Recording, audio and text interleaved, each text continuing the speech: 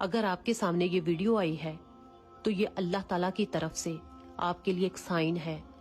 اگر آپ پریشان ہو، تکلیف میں ہو اور آپ کی دعائیں قبول نہیں ہو رہی تو یہ ویڈیو آپ کے لیے ہے۔ بہت ہی دھیان سے سنیں۔ آپ صلی اللہ علیہ وسلم نے فرمایا، جب کوئی مومن بندہ اپنی کسی تکلیف پر یا پریشانی پر وہ دعا مانگتا ہے جو یونس علیہ السلام نے مچھلی کے پیٹ میں مانگی تھی تو اس کی دعائیں ضرور قبول ہوتی ہیں۔ اور یہ والی دعا حضرت یونس علیہ السلام نے مچھلی کے پیٹ میں پڑی تھی تو اللہ تعالیٰ نے ان کو مچھلی کے پیٹ سے بالکل صحیح سلامت باہر نکالا۔ اور وہ دعا یہ ہے، لا الہ الا انت سبحانک انی کنت من الظالمین۔ اس کا ترجمہ یہ ہے، تیرے سوا کوئی عبادت کے لائق نہیں، تو پاک ہے، یقیناً میں ظالموں میں سے ہوں۔